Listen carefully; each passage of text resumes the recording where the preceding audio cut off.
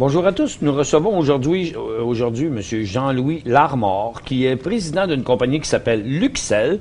Et la compagnie Luxel est un partenaire d'une compagnie qu'on va analyser aujourd'hui qui s'appelle Star Navigation System, symbole Suzanne Normand Albert sur le marché de croissance.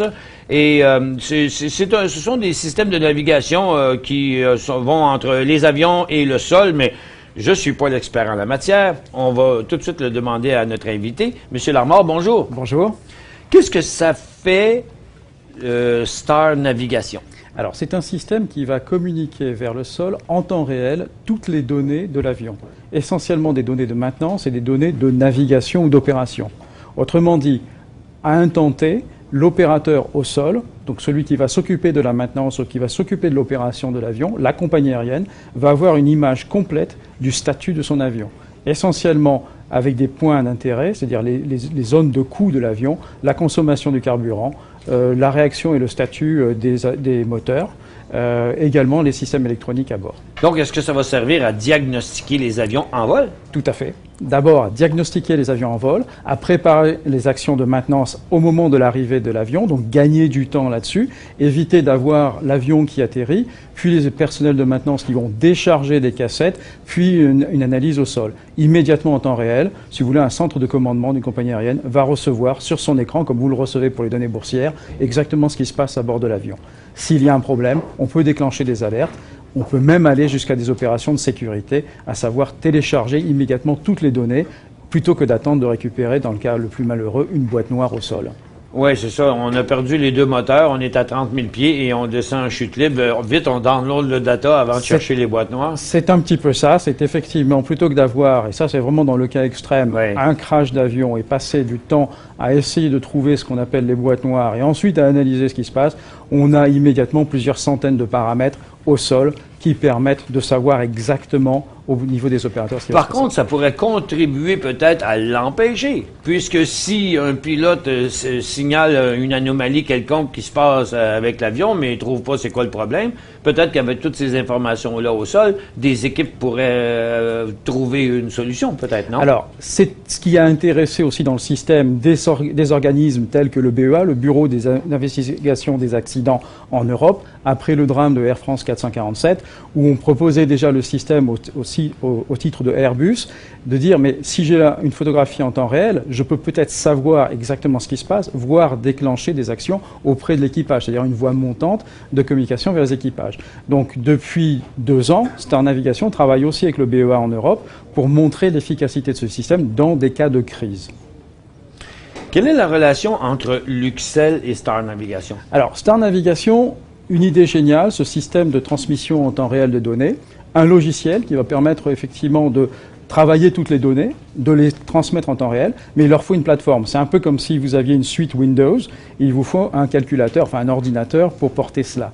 Luxel, sa spécialité, c'est de fabriquer la partie matérielle, c'est-à-dire le calculateur qui sera embarqué dans l'avion ou dans l'hélicoptère. Vous êtes dans le hardware. Nous sommes dans le hardware, voilà, okay. Et eux sont plus dans le système et le software. OK. Est-ce que c'est listé en bourse, Luxel? Ce n'est plus listé en bourse. Ça n'est plus, ça l'était. Ça l'était, et nous avons privatisé la société il y a à peu près 3 ans. Pour différentes raisons, mais essentiellement pour regrouper un petit peu les effectifs, recentrer la société sur ce qu'elle faisait, c'est-à-dire le hardware à bord des avions, et puis la mener progressivement. Est-ce que vous fabriquez des boîtes noires? On fabrique des calculateurs qui sont peints en noir, donc ce sont des boîtes noires, mais ce n'est pas des boîtes noires en termes de sauvegarde ou de sécurité. Donc on fabrique des calculateurs de mission, on fabrique des calculateurs de maintenance, mais on fabrique aussi beaucoup des visualisations, c'est-à-dire des écrans que l'on voit dans les cockpits. Vous avez quelle part du marché de l'aviation? Aujourd'hui, nous sommes une petite société. Luxel, c'est 25 personnes. Et on travaille sur des marchés de niche dans l'aviation militaire, où on fabrique des écrans très spécifiques. En général, quand les grandes maisons comme BAE ou ADS ou Thales n'ont pas l'envie en fait d'investir pour quelques centaines ou même quelques milliers de pièces, c'est là où nous intervenons. Donc on a une part de marché de 1 ou 2% seulement, en général sur des produits très spécifiques. Vous êtes comme les maladies ceux qui s'occupent des maladies orphelines dans le médical. Exactement. À partir du moment où personne ne veut s'y intéresser, nous nous y intéressons. Comment loin on est bon, premièrement, vous arrivez pas de nulle part, là. Vous êtes l'ancien président, directeur général d'Air Canada en 1984. C'est Pierre Jagneau qui est le... C'est Pierre Jagneau. Qui était le chairman. Oh, l'expérience du management. OK, voilà. C'était pas vous. OK, ça, c'est de la compagnie Star Navigation, voilà. là, présentement. Voilà. Personnellement, puis... je viens du groupe EADS et du groupe Thales Avionics. Donc j'ai à peu près 27 ou 30 ans d'expérience dans tout ce qui est calculateur embarqué, que ce soit pour les avions commerciaux ou les avions d'armes. Et c'est quoi l'avenir, là, maintenant, de Star Navigation, puisque leur software semble une excellente idée. Pour moi, je trouve que c'est une excellente idée. Je suis surpris de voir que c'est développé par une petite entreprise et que les géants sont pas là-dedans, parce que ça m'apparaît quelque chose d'absolument nécessaire, là, voilà. Cette affaire-là. Alors, c'est non seulement nécessaire, mais c'est un peu le fil à couper le beurre de l'avionique. C'est-à-dire que c'est une idée brillante que personne n'a eue jusqu'à maintenant. Au sein d'un avion, dans un avion aujourd'hui, vous avez tout un tas de systèmes qui vont vous diagnostiquer ce qui se passe. Mais ils vont garder l'information prisonnière. On va attendre l'intervention au sol plus tard en différé. L'idée de Star Navigation, c'est de dire, mais on a la capacité à processer toute cette information et à la transmettre par communication satellite directement vers ceux qui ont besoin de prendre en charge. C'est un peu comme en F1.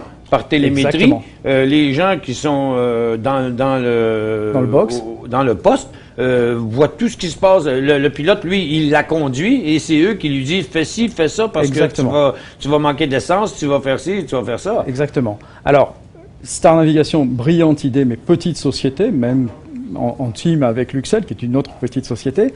Par contre, il fallait gagner la crédibilité auprès des grands acteurs. On va viser Airbus ou Boeing. Pour monter à bord d'un Airbus ou d'un Boeing, il faut gagner ses galons. Je veux dire, on ne met pas n'importe quoi à bord d'un avion pour des raisons de sécurité, fort heureusement. Donc c'est un apprentissage qui est très long, un apprentissage pour nous, un apprentissage pour un Airbus ou un Boeing. Donc il y a des tas de barrières techniques et de barrières de régulation. Avez-vous eu des approches, des appuis en ce genre-là? Absolument. Nous avons par exemple établi il y a 2 ans un accord avec le groupe EADS au travers de leur filiale qui s'appelle Astrium. Donc ce n'est pas la partie avion, c'est la partie communication, qui en fait nous sert de porte d'entrée vis-à-vis d'Airbus et aussi vis-à-vis des compagnies aériennes.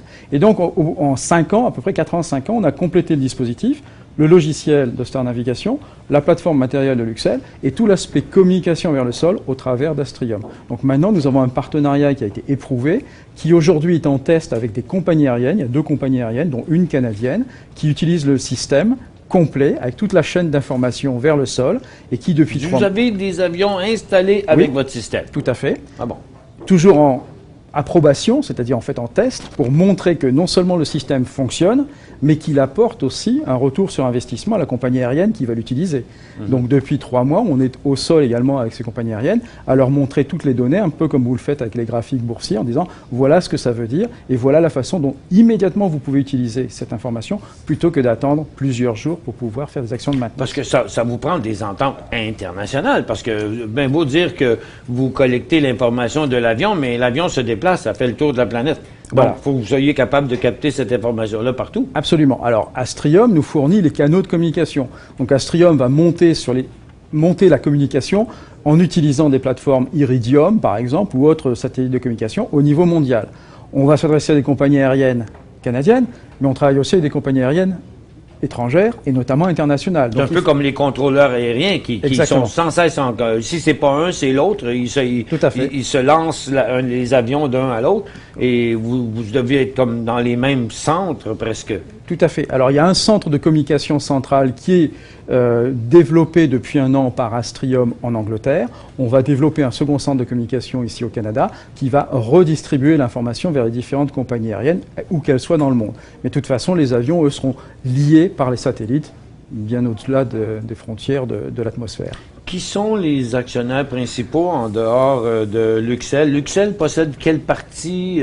Alors, nous sommes partenaires de Star Navigation et nous avons investi dans la partie matérielle. Mais les actionnaires de Star Navigation sont des investisseurs en fait privés qui ont fait confiance à Star Navigation il y a quelques années, qui, je l'espère, continuent à faire confiance, puisque maintenant on en est au stade où le système, il est prouvé, il est démontré et on est en train de faire des propositions à des grandes compagnies aériennes sur des très grandes flottes d'avions.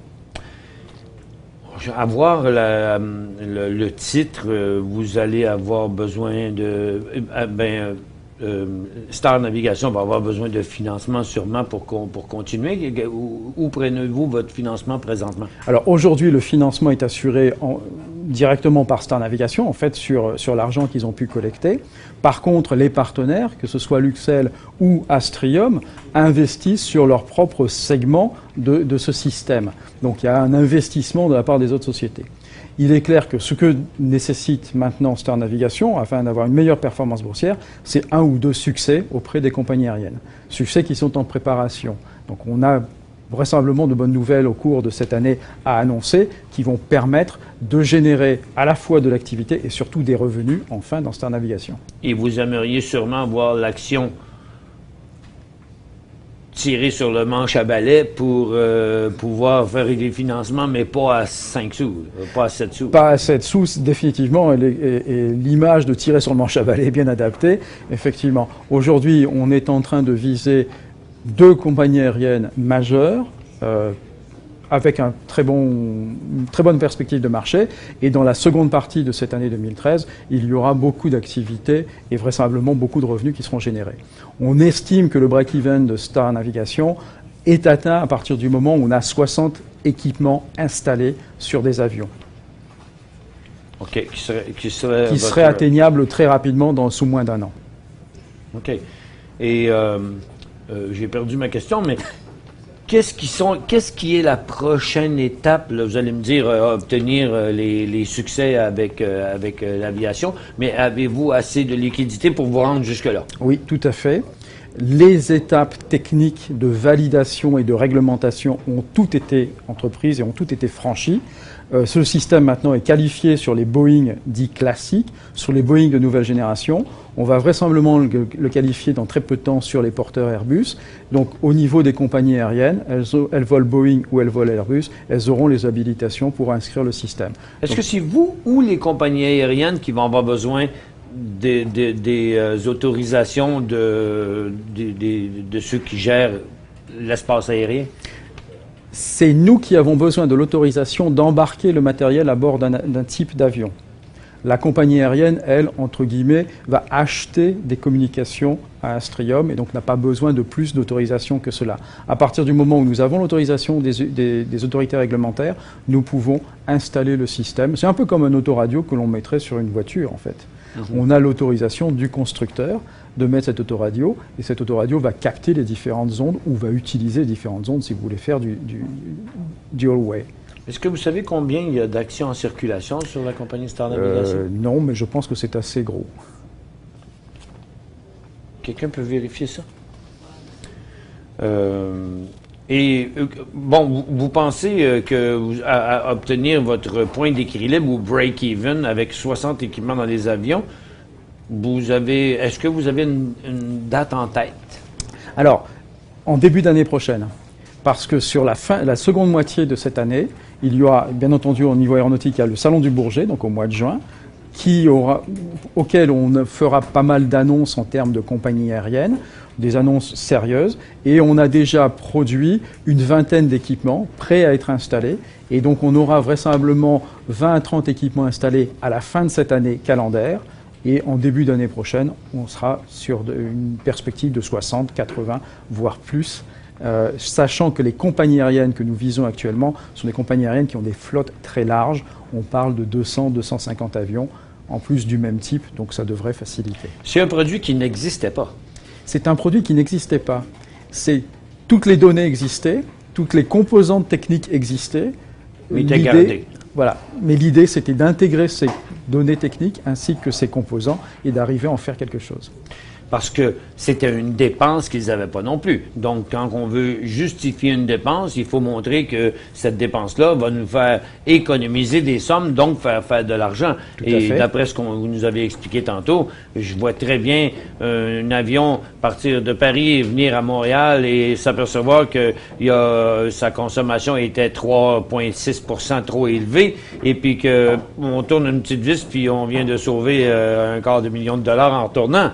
Tout à fait. Peut-être, là. quelque chose comme ça. Je cite comme exemple dans les tests que nous avons faits, le rapport qui revient de l'avion est immédiatement lisible. Bon, pour quelqu'un de l'aéronautique, c'est encore plus facile, je dirais. Mais un exemple, c'était par exemple un avion qui a décollé. Et on suivait en temps réel son cheminement. Et immédiatement, on avait un grand sourire aux lèvres parce qu'on s'est rendu compte que l'avion roulait au sol trop vite, a décollé plus tard que son point de décollage prévu et a rentré son train d'atterrissage plus tard. Alors ces 3 faits-là veulent dire qu'il a consommé beaucoup plus de kérosène que ce qui n'était prévu. Donc immédiatement, l'opérateur a la possibilité de voir quelque chose se passe, on va consommer plus de fuel, peut-être qu'en changeant nos opérations et la façon dont nos pilotes sont entraînés, on va pouvoir... On va faire apparaître des petites lumières comme dans certains véhicules lorsqu'on presse sur la pédale à essence un petit peu trop rapidement. Il y a une lumière orange qui dit « tu consommes là ». Exactement. Oui, OK. Et le marché, c'est quoi? Alors le marché aujourd'hui, le premier marché, c'est le rétrofit, c'est-à-dire on va monter ce système sur des avions qui volent. Donc sur les flottes aériennes, c'est pour ça qu'on s'adresse aux compagnies aériennes. C'est pour ça qu'il était très important au cours des 4 ou 5 derniers mois d'avoir au moins 2 compagnies aériennes qui permettent de valider l'ensemble du système et surtout, comme vous le faisiez remarquer, son retour sur investissement. Donc ça, on s'adresse aux compagnies aériennes sur leur flotte existante. Le deuxième marché, bien entendu, c'est à partir du moment où notre système est plébiscité par les compagnies aériennes, c'est de dire qu'un Airbus ou un Boeing, voire un Bombardier, dit « mais si j'ai 70% de mes clients qui sont intéressés par ce système, ce serait peut-être bien que je puisse l'offrir directement sur la chaîne de production de mes nouveaux avions. » Eh bien oui. Et le troisième marché sera le marché militaire également, puisque les mêmes problématiques vont se retrouver avec des petites variantes sur des avions de transport militaire, par exemple. Oui, on n'imagine pas que les militaires, on pense que les militaires, c'est pas grave, c'est un budget du pays, on dépense, mais maintenant, ils se font couper les budgets militaires, donc ils vont peut-être penser un peu plus à économiser eux autres aussi, et non pas seulement que l'industrie privée. Monsieur Larmor, c'était vraiment intéressant. Je suis content d'apprendre à propos de cette technologie. On incite les gens à suivre les actions de la compagnie, et comme vous nous presque promettez des bonnes nouvelles cette année, ben, ça risque d'être intéressant. On va suivre ça de près et on vous invite à revenir nous voir quand vous voulez. Merci beaucoup. Merci. Au revoir.